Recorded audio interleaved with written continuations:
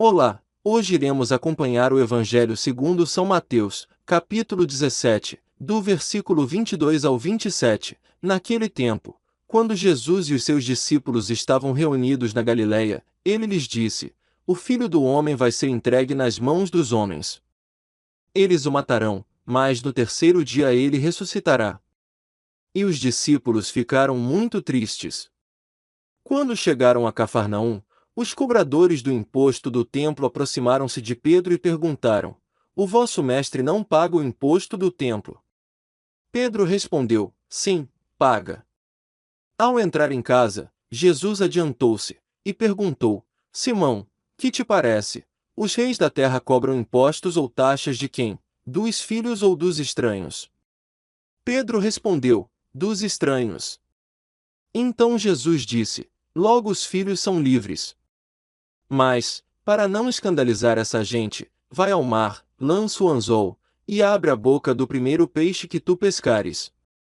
Ali tu encontrarás uma moeda, pega então a moeda e vai entregá-la a eles, por mim e por ti. Palavra da salvação. Glória a vós, Senhor. São Jerônimo escreveu: tristeza e consolo sempre andam juntos. Dizemos isso porque, se estamos tristes com a morte do Senhor, devemos ficar felizes com o que é dito a seguir, e ele ressuscitará no terceiro dia. A extrema tristeza que os discípulos tinham não era resultado da sua descrença, mas do amor que tinham pelo seu mestre, que não lhes permitia ouvir pacientemente nada de sinistro e humilhante dele. Ou de outra forma, a Judéia tornou-se tributária depois de César Augusto. Todos foram obrigados a se registrar, daí José e Maria, que eram da mesma tribo, tiveram que ir para Belém. E como o Senhor viveu em Nazaré, lugar da Galileia, na fronteira com Cafarnaum, é por isso que ali se pede o tributo. Aqueles que arrecadaram o tributo não ousaram pedi-lo a Cristo, pela fama dos seus milagres, e por isso recorreram ao discípulo. Ou ainda, fazem a pergunta maliciosamente: se Cristo pagou os impostos, para ver se opôs à vontade de César. Antes de Pedro lhe sugerir a ideia, o Senhor perguntou-lhe, para que os discípulos não se escandalizassem com a exigência do imposto e para que vissem como ele sabia tudo o que se fazia na sua ausência. E continua: Pedro respondeu: de estranhos. Jesus lhe disse: portanto, os filhos são francos. Mas nosso Senhor era filho de um rei, seja segundo a carne, seja segundo o Espírito, pois descendia da linhagem de Davi e era a palavra do Pai onipotente. Portanto, como filho de um rei, não era obrigado a pagar impostos. Portanto, embora fosse livre, porém, visto que revestiu a humildade da carne, tinha que cumprir todos os deveres da justiça, por isso continua: mas para que não os escandalizemos. Não sei o que admirar mais nesta passagem, a presciência do Salvador ou a sua grandeza. Ele sabia por presciência que na boca de um peixe, e precisamente no primeiro que Pedro teve que pescar, existia uma moeda e devido à sua grandeza e poder a moeda foi criada na boca do peixe. Desta forma ele fez com a sua palavra o que iria encontrar mais tarde. Então o próprio Cristo, por causa da sua caridade excessiva, carregou a cruz e pagou os impostos. E nós, infelizes, que levamos o nome de Cristo e que nada fizemos digno de tão grande majestade, não pagamos impostos em homenagem a ele e somos como filhos de um rei, isentos de impostos. O simples facto de conhecer este comportamento de Cristo, no meio da sua extrema pobreza, visto que não tinha meios para pagar o imposto para si ou para o do apóstolo, edifica quem o conhece. E se alguém se opõe a nós, então como é que Judas estava carregando uma sacola? Responderemos que Cristo considerou criminoso usar o que pertencia aos pobres em benefício próprio e que ele mesmo nos deixou este exemplo. São João Crisóstomo escreveu: o Senhor não disse que ele estaria morto por muito tempo, mas que ressuscitaria no terceiro dia.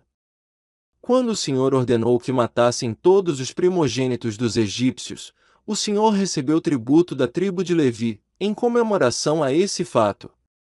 Então, como na Judéia o número dos que estavam na tribo era menor que o número dos primogênitos, Foi ordenado completar os que faltavam para preencher esse número com um ciclo. Daí vem o costume de pagar imposto pelo primogênito, e como Cristo era o primogênito, por isso exigiram dele o tributo e se aproximaram de Pedro para pedir, porque lhes parecia que ele era o principal, e eu sou da opinião de que não exigiam de forma alguma das cidades esses tributos, e se exigiam tributos de Cristo em Cafarnaum, é porque acreditavam que aquela era a sua pátria. E não o exigiram com grande veemência, mas com muita delicadeza, nem em forma de acusação, mas disseram ao discípulo, perguntando-lhe: Seu mestre não paga os didracmas? O que Pedro responde? Ele diz sim, e diz isso a quem paga e não a Cristo, sem dúvida porque lhe causava vergonha falar dessas coisas a Cristo. Mas se ele não era filho, em vão nos propôs este exemplo. Mas alguém dirá, ele é filho, mas não é exatamente, portanto é estranho. Assim, o exemplo não vale nada.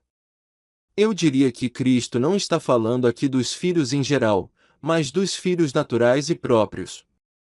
Daí o contraste que estabeleceu com os estranhos, nome usado para designar aqueles que não nasceram de reis. Veja também como Cristo certifica aqui o que o Pai revelou a Pedro e que o levou a exclamar: Tu és o Cristo, o Filho do Deus vivo, em Mateus capítulo 16, versículo 16. Veja como ele não rejeita a homenagem nem simplesmente ordena que seja prestada. Em primeiro lugar, ele afirma que está isento, mas então ele dá um para que os discípulos não se escandalizem, outro para que os cobradores não se escandalizem. Ou também, que não quer que a prata que carregavam seja doada, para mostrar que ele era o Senhor do mar e dos peixes. E assim como ficamos maravilhados com a virtude de Cristo, também devemos ficar cheios de admiração pela fé de Pedro, que obedeceu a algo tão difícil. Por isso o Senhor o recompensou pela sua fé e o incluiu no pagamento do imposto, algo que lhe era extremamente honroso. Por isso diz: E abrindo a boca encontrarás a moeda. Para você mesmo. Ajude este canal se inscrevendo e compartilhando este vídeo. Até amanhã!